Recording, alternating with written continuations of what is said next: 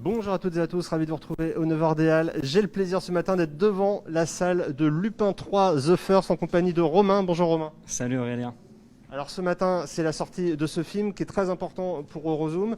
Est-ce que tu peux nous dire comment vous en êtes venu à l'acquérir et ce que ça représente finalement cette sortie dans votre line-up? Alors, c'est un film qu'on avait repéré, qu'on suit depuis la production donc au Japon. On connaît très bien le vendeur et on s'est rapproché de lui plusieurs fois. On a repris contact en octobre dernier à Tokyo et on s'est dit que le projet était vraiment très intéressant. Monkey Punch, paix à son âme, venait de décéder. Du coup, il y avait aussi tout l'aspect un peu mémoriel de son œuvre et tout. Et le rendu, on avait vu 10 minutes à Tokyo, on avait trouvé ça exceptionnel. Et du coup, on s'est tout de suite positionné dessus. Et on était très contents d'acheter ce film-là, dans le sens où nous, notre marque de fabrique, c'est l'animation japonaise, et que c'était important d'avoir un titre comme celui-là dans notre line-up.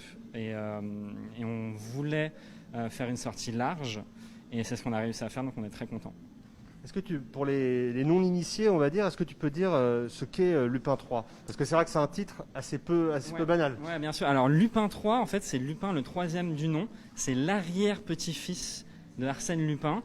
Alors Monkey Punch, pendant très longtemps, n'a pas pu utiliser le nom Lupin parce que ça appartenait à la famille française, je ne sais plus comment elle s'appelait. Du coup, c'est que depuis 2012 qu'ils ont le droit de s'appeler Lupin. Et avant, comme Miyazaki a pu le faire, donc voilà, c'était le château Cagliostro, tu vois, il devait trouver des noms d'emprunt. Et oui, ça existe depuis 50 ans. Donc Monkey Punch fait les récits de Lupin et toute sa famille depuis 50 ans. Donc c'est pour ça qu'on arrive à avoir un film comme le château Cagliostro en fin des années 70, début 80, pour arriver en 2020 avec l'arrière-petit-fils Lupin 3 The First. Wow. C'est un film un peu sous influence française quand même, parce qu'Arsène Lupin... Complètement, et même dans le film on retrouve, ça se passe en France, une bonne partie, on trouve énormément d'influences françaises, Cartier-Bresson, voilà. Donc c'est clairement, il a toujours été un peu attiré par la culture française. Là tu as une affiche, c'est une affiche que vous distribuiez ce matin aux premiers spectateurs. Qu'est-ce que tu peux nous dire sur justement le marketing mis en place sur le film?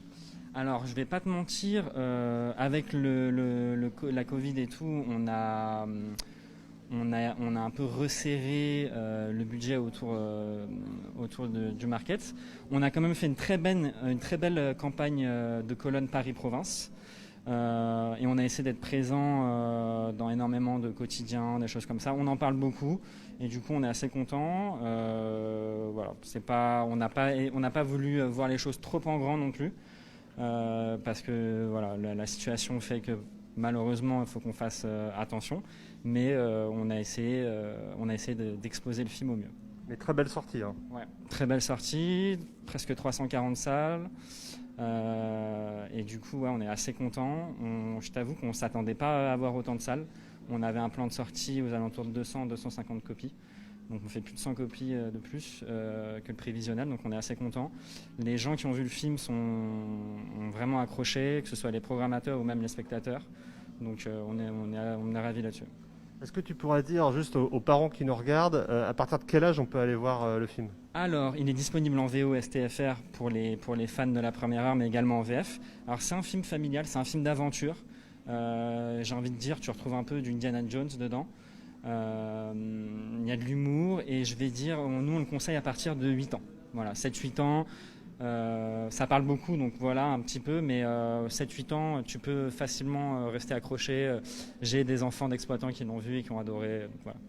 En tout cas, ce matin ça démarre plutôt bien, j'ai les résultats là, avec 24 entrées, ce qui est plutôt bien pour un film d'animation. C'est très bien, ouais. C'est très bien. Après on a vu que c'était un public plutôt adulte, donc ce qui est un peu la base du 9h des Halles, mais non, on est content et on espère justement réussir à attirer les deux publics. Voilà, avec les vacances qui approchent, ouais. Le film idéal, vous l'aurez compris, pour les 7 à 77 ans, si j'ai bien compris. Merci beaucoup Romain, on vous souhaite le meilleur pour cette sortie. C'est gentil, merci des Briefilms. Merci, à très vite.